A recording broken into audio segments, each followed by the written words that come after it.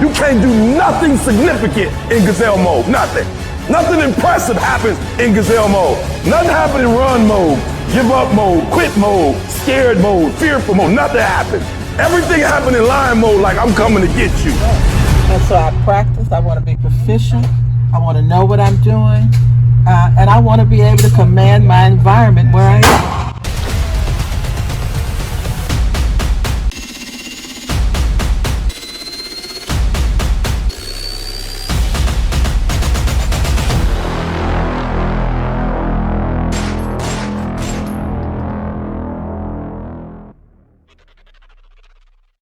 What's up, everybody? It's Deverick Woodfork. Once again, I'm back at you with another great video, right? Before I proceed, there's one thing I just want to share with y'all. I learned something a while ago, and what that is in order to be a great teacher, one must be a great student. I say that again. In order to be a great teacher, one must be a great student. Anyone who knows me knows that I'm willing to take advice from pretty much anybody. I'll listen to anything anybody has to say. Not meaning that I'll do anything that anybody has to say, but I will lend an ear to listen. I was in the gun range today getting ready to train one of my students, and we're sitting at the table having a nice discussion about gun safety and things like that. There's this guy who walks over and he starts telling me that how he hears what we're talking about. And he goes into depth about telling me, first showing me, his range safety officer patch on the side of his sleeve. Good luck, buddy. Anyways, proceeding to tell me about how in his recent range safety officer class that he had just taken, how they were explaining to them to teach students that in order to properly make sure that a firearm is cleared, to stick their pinky finger in while the slide is locked back, stick their pinky finger in the barrel. I disagree with that. I highly disagree with that. And I advise my student not to listen to anything of that nature. I don't teach people that. Some people may teach people that, but I highly recommend against that because you're taking a chance with one of your body parts in order to find out if a firearm is clear.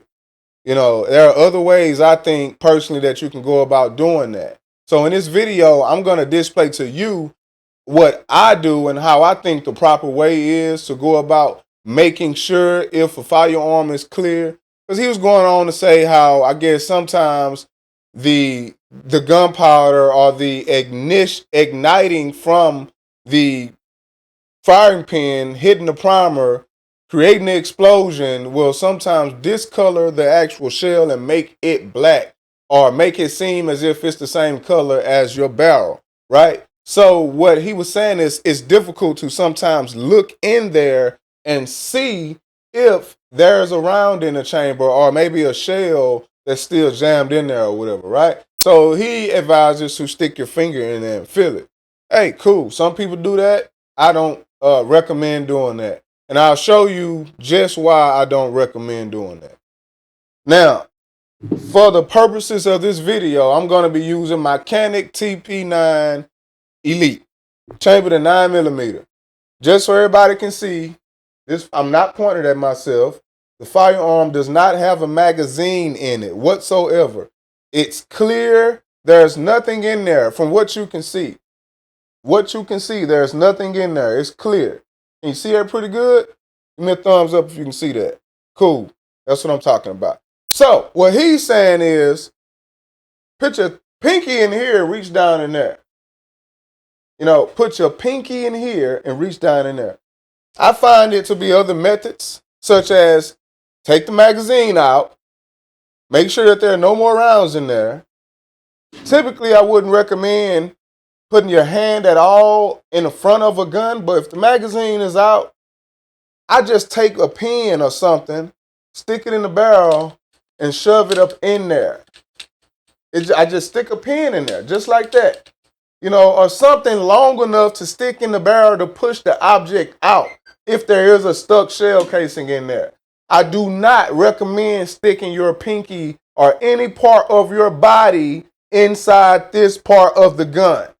Point blank, period. It doesn't make any sense.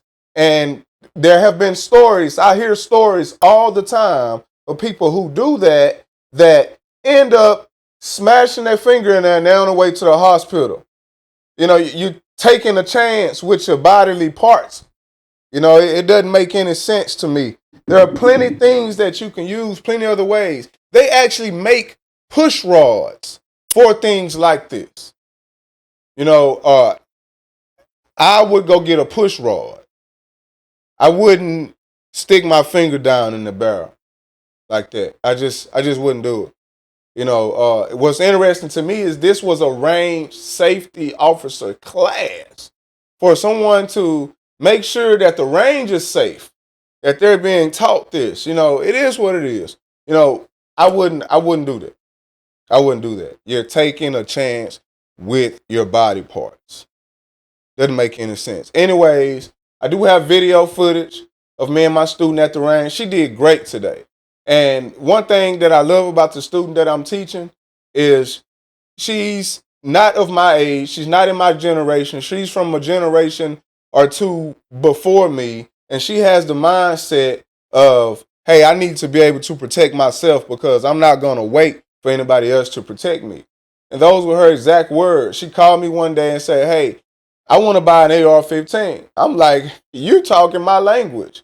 You know, with everything that's going on, people are like, ban AR-15s or assault rifles, right? Learn the proper terminology. It's not an assault rifle. But with everything that's going on, you got people that are highly against these type of firearms. I got a lady that called me and said, hey, I want to train. I want to own one of these because the world is getting crazy. And I want to be able to have an equal amount of firepower to fight back in case someone thinks that I'm going to be a victim. So I've been training her. I'm going to show you what her target looks like at the end of this video. I'm going to show you the progress she has made, and she's really doing good. And I actually got footage of her herself saying why she decided to take up arms and train and prepare herself. For anybody that don't know, I do have a podcast. Me and a good buddy of mine from Fight Back Firearms, Wayne Brown, we have started a podcast. We Stay Ready to a podcast. Y'all need to go check it out. There's a separate YouTube channel. Just type in We Train to Survive. No, my bad. We Stay Ready podcast. And you'll see it pop right up. Me and my buddies on there. And we got a bunch of hot topics, a bunch of good educational content, such as what I just gave you right now about what you should do, what you shouldn't do, what we recommend against, things like that. And just bringing you updated topics that relate to the Second Amendment and the culture and the firearm community. So just make sure you go to that other channel, subscribe on there. I know I got about 500 and some subscribers as of right now on this channel. I need y'all all to go subscribe to that channel. Make sure you like this video, share this video, leave a comment. Let me know how you go about checking and making sure your firearm is clear. Do you stick your body parts in the gun? Do you not? What do you do? You know, I want to hear from y'all. What do you do? Because when I heard that, I was just astonished. I told it to a couple people that are not instructors that was like, what? Stick my finger in? Yeah, stick your finger inside the slot. Don't ever do that. All right. If you stick your finger inside this slide and for whatever reason that slide goes forward, that's your finger. Matter of fact, I'm going to see if I can just do this. I'll stick that right there. Can y'all see it? Wait, it won't go. Let's try to stick that. Can y'all see that? Let's see what happens. All right. Let's rack slide back. Let's pick this pen up. That little indentation right there. And look, it actually burst the ink. Make the ink burst. So I bust out. That'll be blood leaking out your finger. That's all I got to say. Holla at me. Now this is good. This is good shooting right here. Nice, good grouping. All those shots are pretty much center mass where they need to be. But I got a quick question right here. My question is, why are you taking the steps that you're taking to protect yourself? Well, Deborah, I don't have anybody to really protect me, so I gotta protect myself. Well said, well said. You know, we should take necessary steps to protect ourselves. Right. And so I practice. I want to be proficient. I want to know what I'm doing, and I want to be able to command my environment where I am. There we go. All right, enough said. We out. We back to training, y'all.